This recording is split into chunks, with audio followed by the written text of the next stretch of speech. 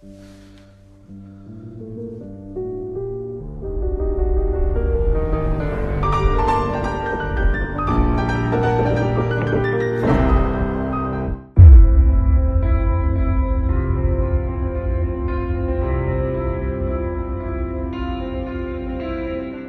školskom roku 1967 až 68 sa vedúcim pobočky stal Marian Motýľ, ktorý sa výrazne zaslúžil o rozvoj ľudovej školy umenia v Gelnici.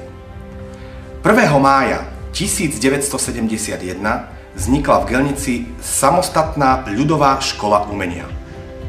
V jedinom hudobnom odbore na škole študuje 92 žiakov v 6 triedách.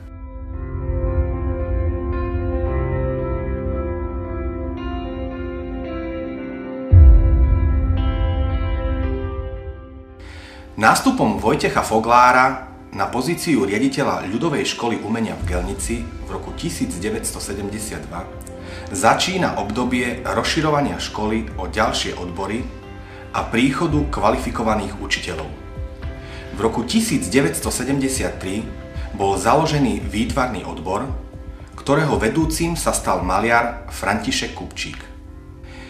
Pedagogické rady rozšírili akordeonista Emil Makula, výtvarníčka magisterka Jarmila Balážová, huslista Vojtech Ferenc a klaviristka Jana Maliňáková Mydlová.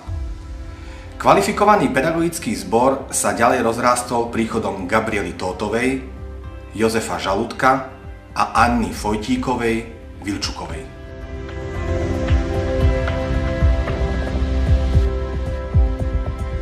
Toto obdobie uzatvára vznik ďalších odborov. Literárno-dramatického, ktorý viedla Zina Špačková, a tanečného odboru na detašovanom pracovisku v Margecanoch pod vedením Marty Foglárovej.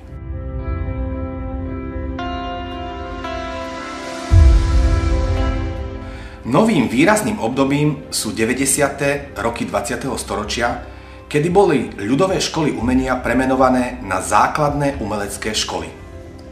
Základná umelecká škola v Gelnici sa presťahovala do zrekonštruovanej budovy, v ktorej sídli dodnes.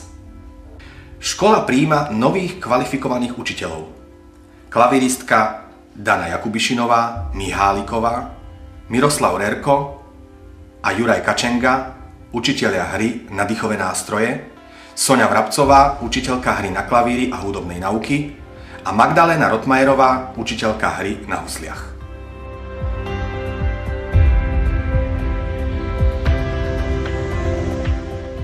1. apríla 2002 získala základná umelecká škola v Gelnici právnu subjektivitu a jej zriaďovateľom je mesto Gelnica.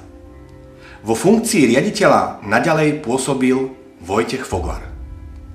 Prichádzajú ďalší mladí učitelia. Flautistka, magisterka Slávka Pacholská, huslista Radovan Klein a Jozef Grančaj hra na bicie nástroje.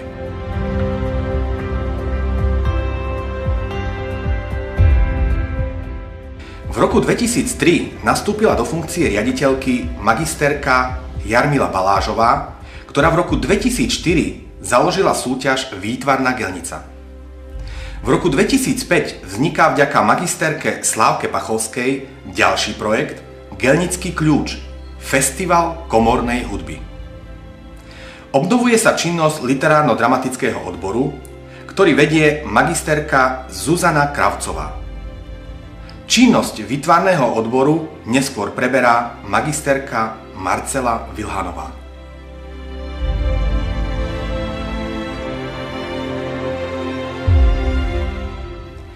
V roku 2007 nastupuje do funkcie riaditeľky magisterka Slávka Pacholská.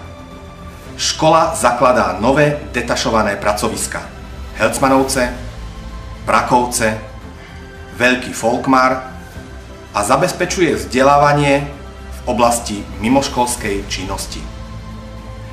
Profesne najmladšiu generáciu učiteľov tvoria magisterka Jozefína Schneiderová, výtvarný a literárno-dramatický odbor, magisterka Iveta Vájo Vladiková, spev a magister Lukáš Mackoviak, akordeónový odbor.